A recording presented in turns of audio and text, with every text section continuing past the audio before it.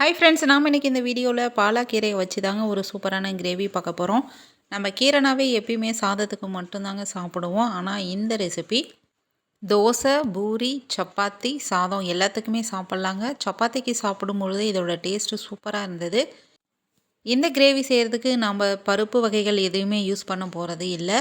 நம்ம வித்தியாசமான முறையில் செய்ய போகிறோம். ஸ்டவ் ஆன் பண்ணி ஒரு கடாய் வச்சுக்கோங்க. நான் மண் கடாய் வச்சுருக்கேன். நல்லா ஹீட் ஆனதுக்கப்புறம் 1 டேபிள் ஸ்பூன் அளவுக்கு நான் கடலெண்ணெய் விட்டுருக்கேன். எண்ணெய் காயறதுக்குள்ளே நம்ம மிக்ஸி ஜாரில் 2 பெரிய வெங்காயம் ரஃபாக கட் பண்ணி போட்டுக்கோங்க.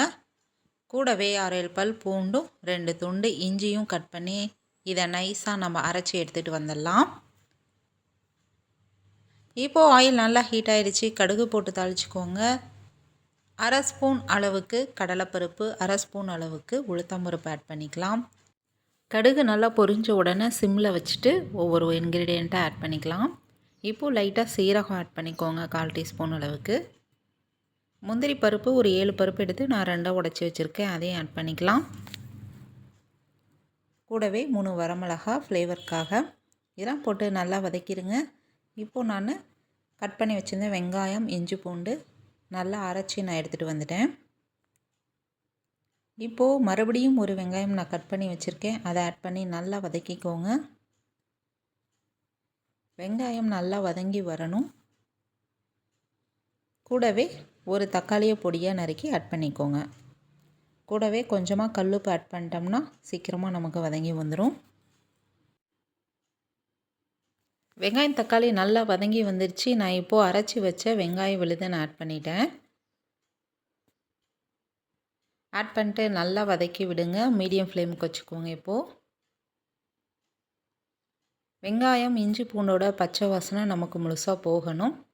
இப்போது மஞ்சள் தூள் 1/4 டீஸ்பூன், மிளகாத்தூள் காரத்திற்கு ஏற்ப நான் 1 ஸ்பூன் அளவுக்கு ஆட் பண்ணியிருக்கேன் மிளகாத்தூள். மல்லித்தூள் 1 ஸ்பூன். நல்லா கலந்து விட்டுருங்க. இந்த ஸ்டேஜில் மிக்ஸி ஜார் அலசிட்டு நம்ம ஒரு 1/2 டம்ளர் அளவுக்கு தண்ணி ஆட் பண்ணிக்கோங்க. நல்லா கலந்து விட்டோம்னா நம்ம போட்டிருக்கக்கூடிய மசாலா பொருட்களோட பச்சை வாசம்லாம் போயிட்டு நல்லா வதங்கி வந்துடுங்க. இந்த ஸ்டேஜில் நாம் இப்போது பொடியாக நறுக்கின 2 கட்டு பாலாக்கீரை நான் எடுத்திருக்கேன். அதோட தண்டு பகுதி எல்லாத்தையும் எடுத்துட்டு நல்லா பொடியாக நறுக்கிட்டு நல்லா வாஷ் பண்ணிவிட்டு இந்த ஸ்டேஜில் நம்ம ஆட் பண்ணிக்கலாம். எந்த அளவுக்கு பொடியாக நறுக்கணுமோ அந்தளவுக்கு பொடியாக நறுக்கிக்கோங்க.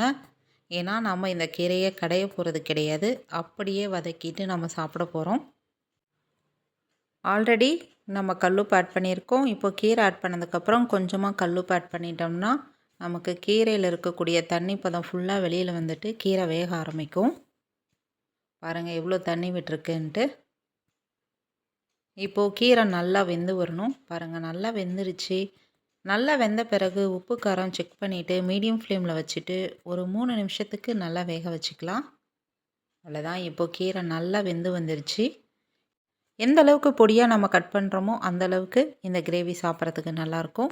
நீங்களும் இதே மாதிரி கண்டிப்பாக ட்ரை பண்ணி பாருங்கள். கண்டிப்பாக சப்பாத்திக்கு வச்சு சாப்பிடுங்க, அல்டிமேட்டாக இருக்கும்.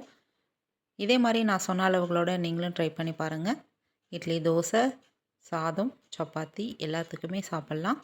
இந்த வீடியோஸ் பிடிச்சிருந்தால் லைக் பண்ணுங்கள், ஷேர் பண்ணுங்கள், சப்ஸ்கிரைப் பண்ணுங்கள் ஃப்ரெண்ட்ஸ். தேங்க்யூ.